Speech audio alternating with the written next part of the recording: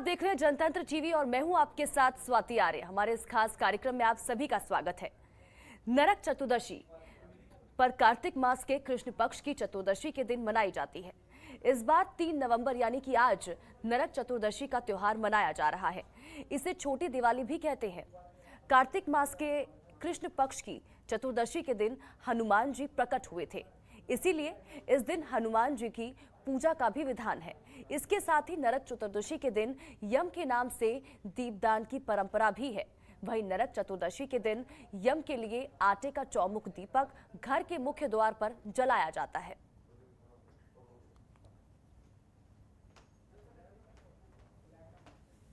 तो देखिए, नरक चतुर्दशी को छोटी दिवाली भी कहते हैं। दीपावली से एक दिन पहले छोटी दीपावली यानी कि आज नरक चतुर्दशी को मनाया जाता है। हालांकि हमारे इस खास प्रोग्राम में, इस खास कार्यक्रम में आज हम इसी पर चर्चा करेंगे कि आज के दिन किन भगवान की पूजा की जाती है, किस तरह से आज के दिन को मनाया जाता है, क्या विधि विधान है, किस तरह से पूजा की जाती है और इसकी विशेषताएं क्या है।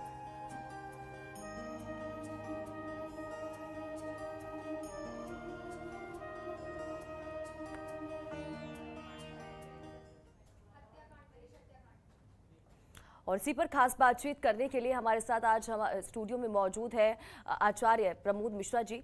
आचार्य जी, बहुत बहुत स्वागत है आपका जनतंत्र टीवी पर। नमस्कार।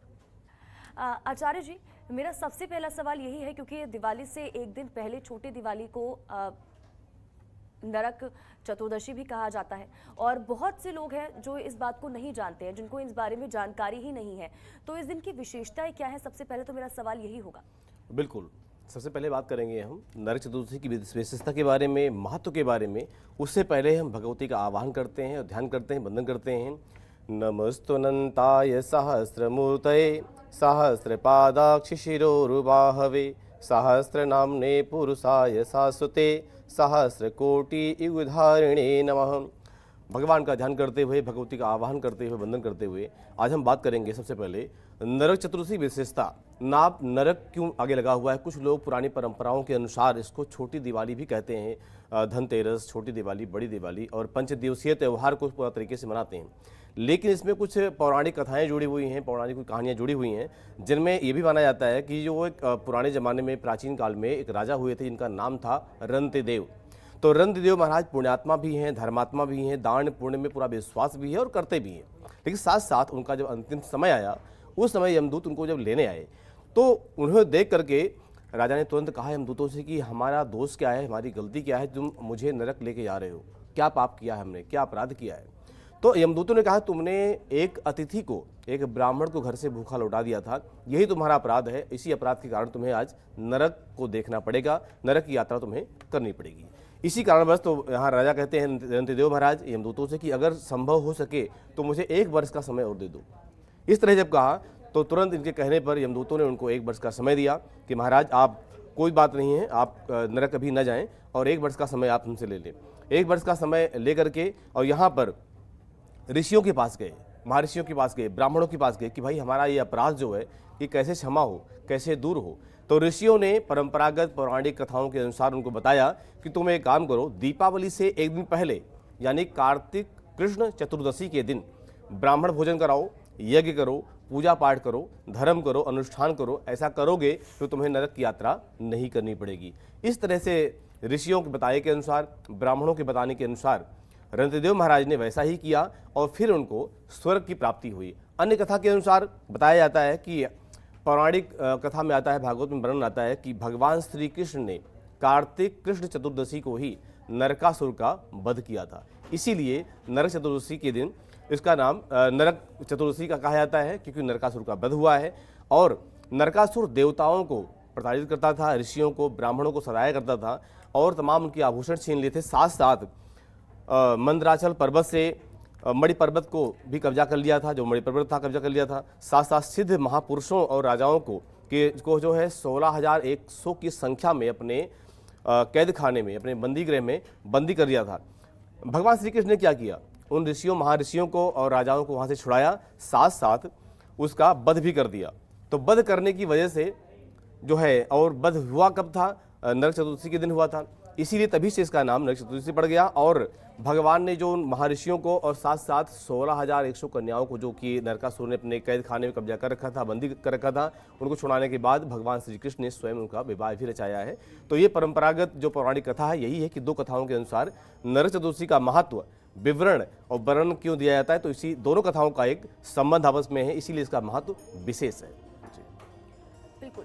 आचार्य जी, इस दिन कहते हैं कि यम के नाम से दीपक जलाने से भी कई काम सही होते हैं, तो उसको लेकर क्या कुछ जानकारी कि दीप जलाने से क्या कुछ होता है, क्या कुछ विशेषता है उसकी? बिल्कुल, आज के दिन जो है यम दीप दान भी करते हैं, यम के नाम से स्नान भी किया जाता है और तिल के तेल की मालिश भी शरीर में की जाती है। लेकिन इसमें कुछ नियम होते हैं। नियम ये होते हैं कि सूर्य उदय से 1 घंटा 36 मिनट पहले उठ जाए और स्नान ध्यान करने के बाद सूर्योदय से पहले ही पूरे शरीर में तिल के तेल की मालिश करनी चाहिए और प्रातःकाल इसके बाद दोबारा स्नान करना चाहिए और स्नान करने के बाद में फिर यम के नाम से दीपदान करना चाहिए।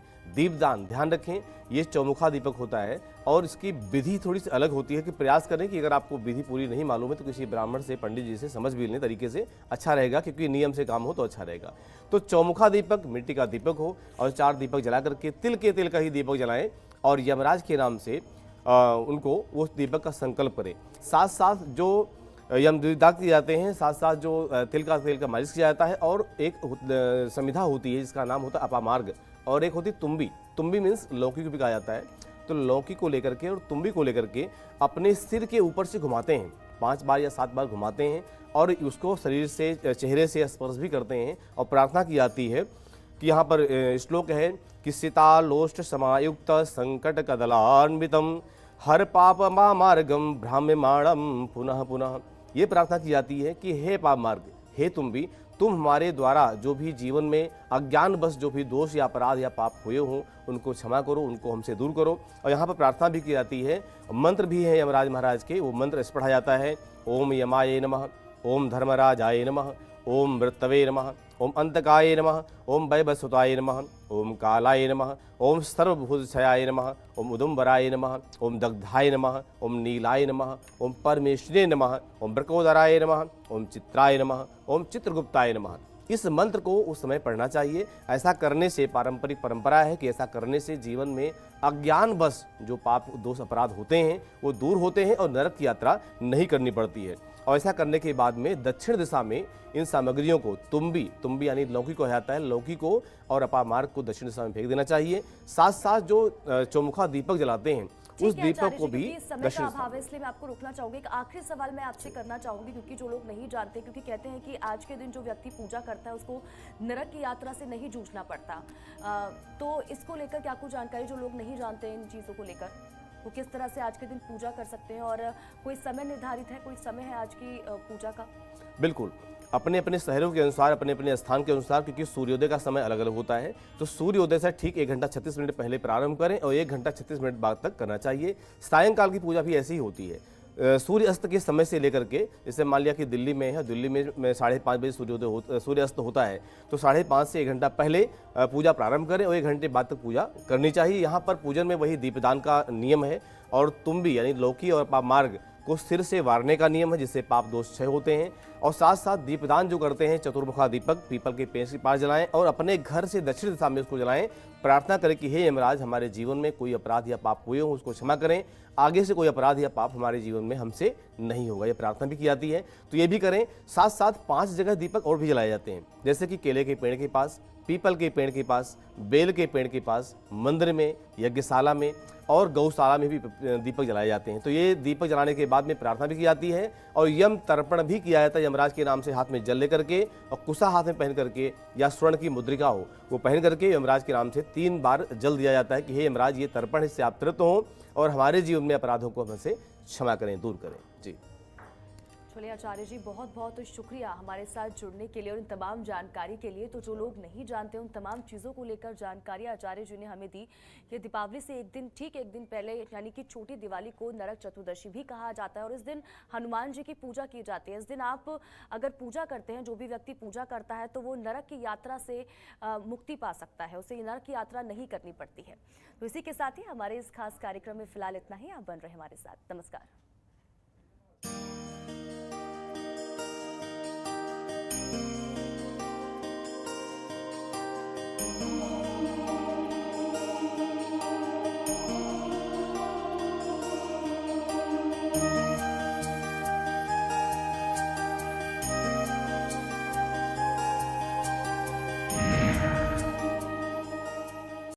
खबरों के निष्पक्ष विश्लेषण के लिए सब्सक्राइब करें Jantantra TV and press the bell icon. Never miss any update.